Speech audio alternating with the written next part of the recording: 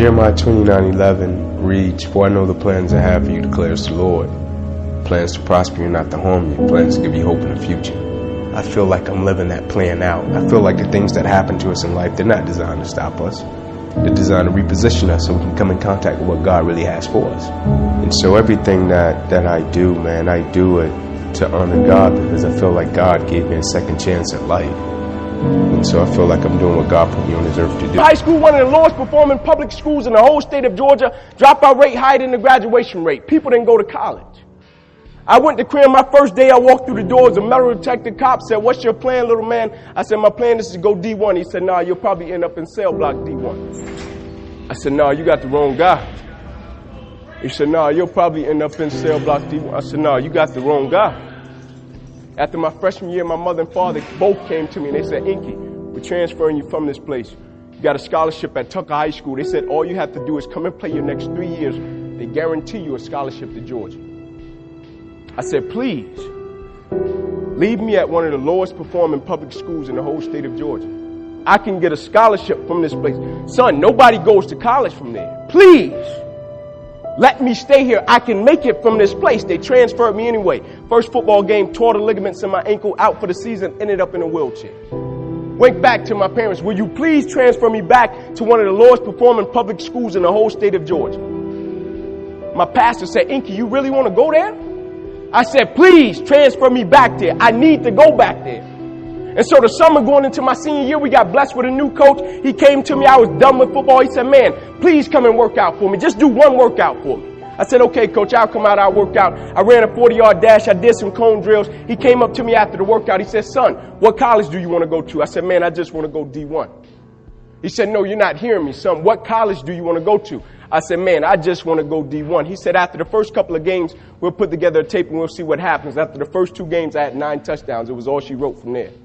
And I'll never forget the day the University of Tennessee came in and a coach took a chance on me. He sat down with me and he said, "Son, I want to offer you a full scholarship to the University of Tennessee." It was so crazy. I responded and I told him, "I'm coming." And he laughed. He said, "Son, I don't even think you understand how the whole process works." I said, "No, I don't think you understand." I said, "You're talking to a kid that comes from a 2-bedroom home, 14 people. You're talking to a kid that every morning when I caught the bus, I would race to be the first one at the bus stop. And I would be standing there shaking my book bag and my jackets out to make sure there were no roaches and rats. So when I tell you I am coming, I am coming. You don't even have to waste the university's money. I don't have to see the campus. I don't have to see the city. You offer me a scholarship, I'm coming." He said, "Yeah, Ink, but I still want you to take an official visit." I agreed. I went up on a Friday night. I'll never forget, they took me to Calhoun's on the River. It's a restaurant in Knoxville, Tennessee. We come out, we got a host, right? And so the job of a host, they're supposed to show you a great time on campus, take you to parties, make you fall in love with the place. And so I come out with my host and he said, "Ink, there's a sorority party, there's a barbecue, and there's a basketball game. Which one would you like to go to?" I said, "Man, if you don't mind, can you take me to my hotel?" We pull up to the hotel. I'm getting out of the car. He said, "Wait, are you sick?" I said, "No, I'm not sick." You see what my host didn't understand? That night at the Marriott, that was my first time standing in bed by myself. Think I cared about a sorority party? Think I cared about a barbecue or a basketball game? But the next day when I saw that coach, I thanked him, and I still do this until this day when I see him. I said, "Thank you, not only for changing my life, but changing a whole generation's life that you don't even know you touch." So when I got back to Kirkwood, I went to everybody that told me I wouldn't make it. I went to that cop in that lunchroom and I said, "I told you, you had the wrong guy." So now everybody's response was, "Ink, why did you fight so hard to come back to Crim High School? You had a guaranteed scholarship across town at one of the top programs. Why did you fight to come back where the dropout rate was higher than the graduation rate, son? Why did you fight to come back to this place?" And I said, "You guys are missing a boat." And the thing that people didn't understand, the reason I had that decision and choice to make, it wasn't about Inky Johnson. Every night I slept on that floor with those roaches and rats. I had 3 little cousins that slept on that same floor as me.